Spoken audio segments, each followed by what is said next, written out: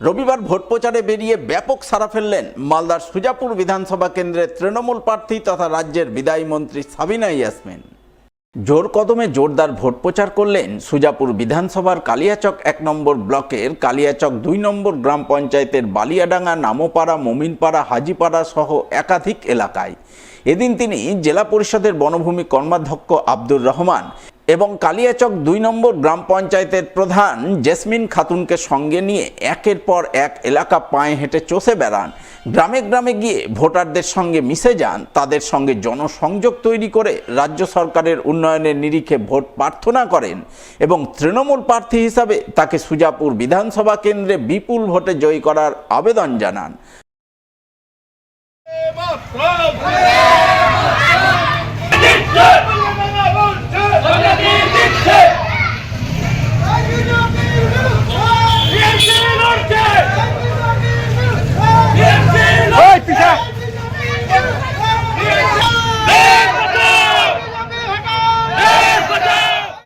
কালিয়াচক 2 অঞ্চলে বেরিয়েছি।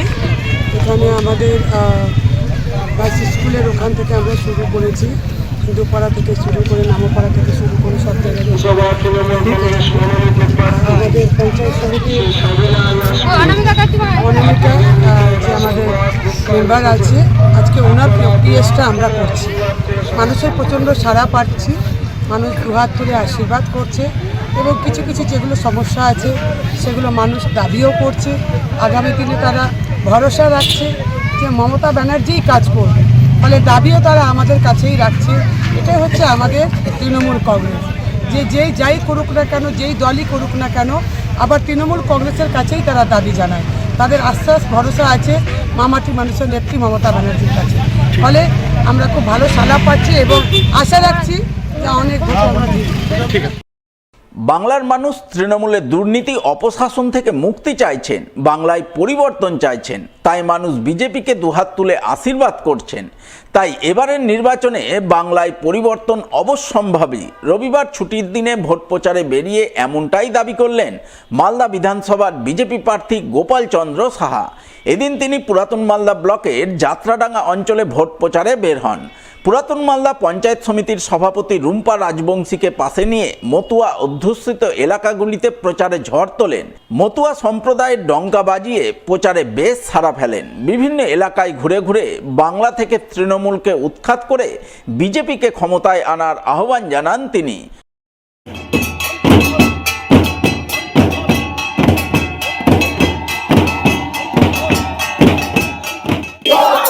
বাংলায় দরকার, বাংলায় দরকার, আসতে চাই। সামনে বিধানসভা নির্বাচন আছে, এই নির্বাচনে বাংলার মানুষ পরিবর্তন চাইছে। বাংলার মানুষ তৃণমূল কংগ্রেসের যে দুর্নীতি অপশাসন সেখান থেকে মুক্তি চাইছে। আমরা সবাই একসাথে মিলিত হয়ে আমরা গণদেবতা যারা আছে তাদের কাছে আশীর্বাদ প্রার্থনার জন্য যাচ্ছি। মানুষ দুহাত তুলে আমাদেরকে আশীর্বাদ করছেন। সবারই একটাই সুখ, বাংলার তৃণমূলের অপশাসন থেকে মুক্তি। মানুষ স্বতঃস্ফূর্তভাবে বিজেপিতে ভোট দেওয়ার জন্য সংকল্প গ্রহণ করছেন। এবার বাংলায় বিজেপি সরকার আসছে। বাংলার মানুষ পরিবর্তন চাইছে, এবার পরিবর্তন অবশ্যম্ভাবী। অপশাসন থেকে মুক্তি চাইছে। বিজেপির যে সুশাসন, মোদীজির যে ধাপ সবকা সাথ সবকা বিকাশ, বাঁচতে চায় বিজেপি, তাই পাল্টানো দরকার, চায় বিজেপি সরকার। মালদা বিধানসভায় এবার জোড়া ফুল ফুটছে, সেই ব্যাপারে তিনি 100% নিশ্চিত। শনিবার পুরাতন মালদার শাহপুর অঞ্চলের ছোট সুজাপুর এলাকায় ভোট প্রচারে গিয়ে এমনটাই দাবি করলেন মালদা বিধানসভার তৃণমূল প্রার্থী লিপিকা বর্মন ঘোষ। এদিন তার সমর্থনে শাহপুরের ছোট সুজাপুর এলাকার তৃণমূল নেতাকর্মীরা মিলে এক নির্বাচনী সভা আয়োজন করেন। সেই সভায় হাজির হয়ে নিজের সমর্থনে ভোট প্রচার চালান তৃণমূল প্রার্থী লিপিকা বর্মন ঘোষ। তিনি সভায় বক্তব্য রাখতে গিয়ে বলেন, মালদা বিধানসভায় গত 5 বছর বিজেপির বিধায়ক কোনো কাজ করেননি।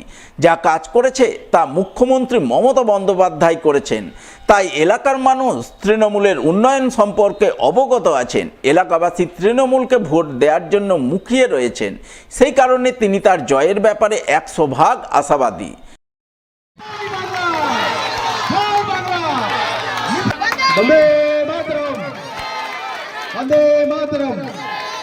এবার এলাকার জয় বাংলা। খুব সুন্দর সাড়া পাচ্ছি। ওনারা খুব উৎসাহিত, আনন্দিত যে ওনারা অবগত যে কীভাবে মাননীয় মুখ্যমন্ত্রী উন্নয়ন করছে। ওনারা প্রত্যেকে অবগত রয়েছে, পূর্ণ সচেতন যে ওনারা যে এবার গত বিধানসভায় যে তিনি বিধায়ক ছিলেন, তিনি যে কোনো রকম কাজ করেননি সেটা ওনারা বুঝতে পেরেছেন। প্রত্যেকে এনারা অনেক আগে থেকে আমাদের সাথে ছিল, পাশে ছিল, বর্তমানেও রয়েছে। তো আমি খুব উৎসাহিত যে এনারা সবাই আবারও আমাকে বিপুল ভোটে জয়যুক্ত করবেন। রবিবার ছিল ছুটির দিনে সাধারণ মানুষের সঙ্গে চা চক্রে অংশগ্রহণের মাধ্যমে ভোট প্রচার চালালেন মালদা বিধানসভার নির্দল প্রার্থী নিতাই মণ্ডল। এদিন সাত সকালেই তিনি পুরাতন মালদার শাহপুর সেতুমোড় সংলগ্ন এক চায়ের দোকানে চা চক্রে অংশ নেন। চা খেতে খেতে এই পথ চলতি সাধারণ মানুষ সহ এলাকার ব্যবসায়ীদের সঙ্গে জনসংযোগ তৈরি করেন। তাদের কাছে আসন্ন বিধানসভা নির্বাচনে কাজের মানুষ, কাছের মানুষ হিসাবে তাকে নির্দল প্রার্থী হিসাবে বিধায়ক নির্বাচিত করার আবেদন জানান।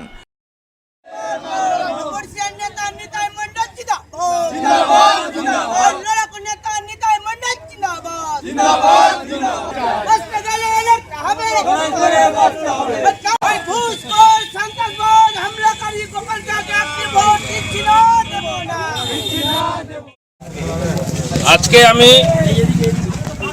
শাহপুর অঞ্চলের যে ব্রিজ মোড় মা মুলকি কালী থানের পার্শ্বে যে চায়ের দোকান, সেই চায়ের দোকানে চায়ের আড্ডায় আমরা রয়েছি। চা খাওয়ার মাধ্যমে সর্বসাধারণের কাছে আবেদন জানাচ্ছি, সবচাইতে ভালো ক্যান্ডিডেট, ভালো প্রার্থী যে হবে, যার দ্বারা আগামী 5 বছর আমাদের এই এলাকার উন্নয়ন হতে পারে, যাকে মানুষ সহজে পেতে পারে, সেই রকম প্রার্থীকে ভোট দিয়ে এমএলএ করার প্রার্থনা রাখছি। রবিবার ছুটির দিনে জোর কদমে ভোট প্রচার করলেন মালদা বিধানসভার বামফ্রন্ট মনোনীত সিপিআই প্রার্থী দীপক বর্মন। এদিন তিনি মালদা বিধানসভার অন্তর্গত আইহো এলাকায় ভোট প্রচার করেন। সিপিআই জেলা সম্পাদক বাবর সরকার সহ অন্যান্যদের নিয়ে আইহো হাট এলাকায় ঘুরে ঘুরে সাধারণ মানুষের কাছে ভোট প্রার্থনা করেন। যুবকদের স্থায়ী কাজ, কৃষকের উৎপাদিত ফসলের ন্যায্য মূল্য, অস্বাভাবিক মূল্যবৃদ্ধি রুখতে বাম সমর্থিত সিপিআই প্রার্থী হিসাবে তাকে জয়ী করার আবেদন জানান।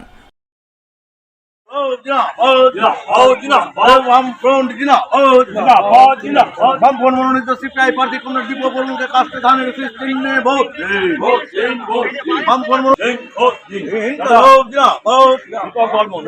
আসন্ন বিধানসভা নির্বাচনে আমি দীপক বর্মন, বামফ্রন্ট মনোনীত সিপিআই প্রার্থী, মালদা পঞ্চায়েত এসসি বিধানসভা কেন্দ্রে। আজকে আমরা আইহো বাজারে ঘুরছি, লোকের কাছে যাচ্ছি।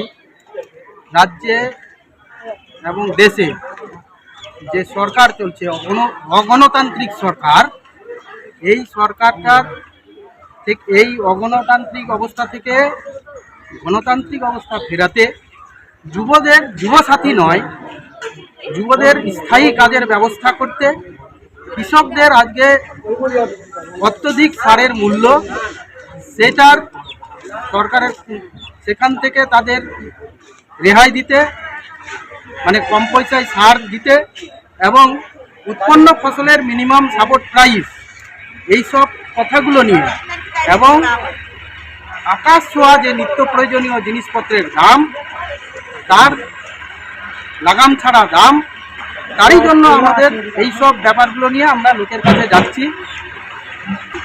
মানুষের কাছে ভালো সাড়া পাওয়া যাচ্ছে। আশাবাদী তো সকলেই থাকে, আমরাও আশাবাদী।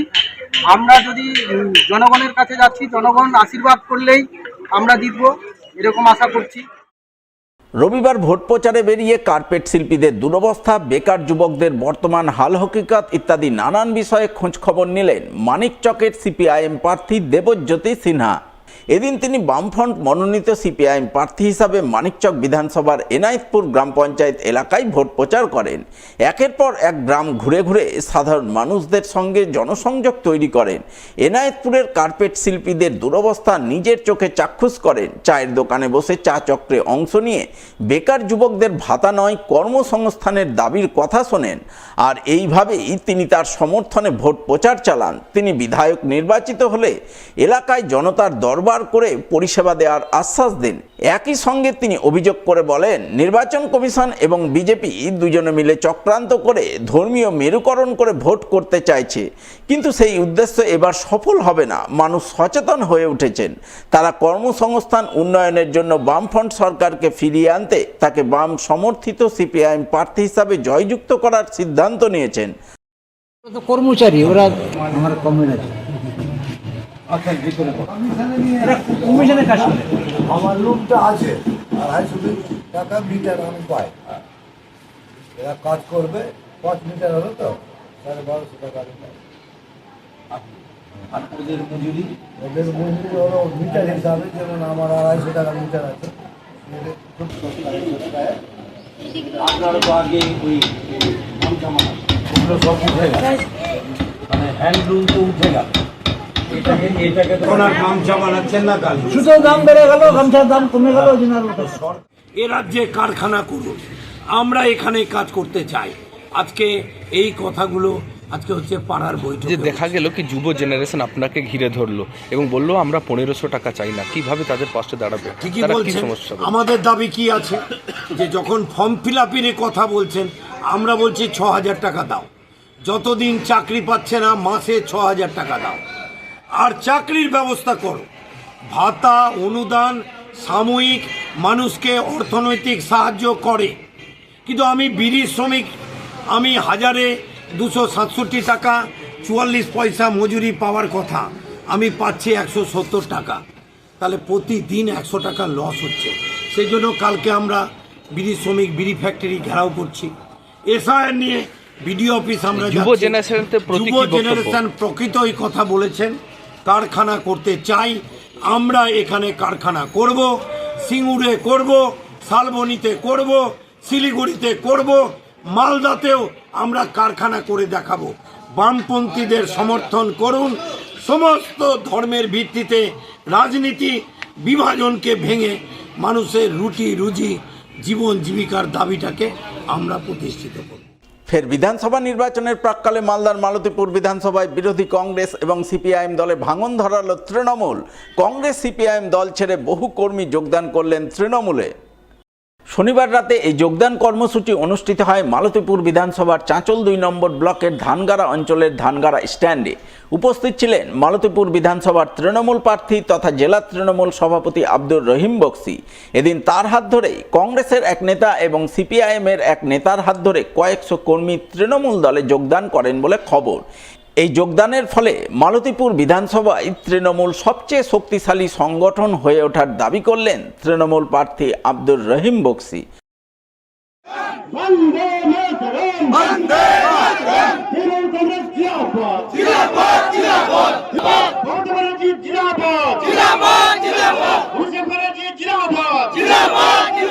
আজকে আমরা খুবই আনন্দিত।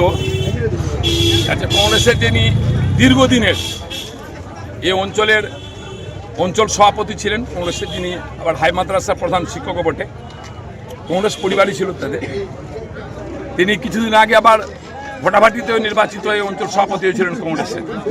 তিনি এবং তার সাথে অসংখ্য কংগ্রেস কর্মীরা, যদিও এর আগে নির্বাচিত প্রতিনিধি 6 জন কংগ্রেস এবং সিপিএম মিলে আমাদের দলের সাথে যুক্ত হয়েছিলেন, গ্রাম পঞ্চায়েত এবং একজন পঞ্চায়েত সমিতির মধ্যে যুক্ত হয়েছিলেন। এবং অপেক্ষায় ছিলাম আমরা অঞ্চল সভাপতি, যিনি অত্যন্ত সুদক্ষ যোগ্য সংগঠক, তিনি আজকে আমাদের দলের সাথে যুক্ত হয়েছেন প্রচুর সংখ্যক কর্মীদেরকে নিয়ে। আমি ওনাকে আন্তরিকভাবে ধন্যবাদ জানাচ্ছি এবং পরিবারের সাথে যুক্ত করছি। গোটা ধানগাড়া অঞ্চলে একটা আমূল পরিবর্তন ঘটবে আশা আমাদের আছে।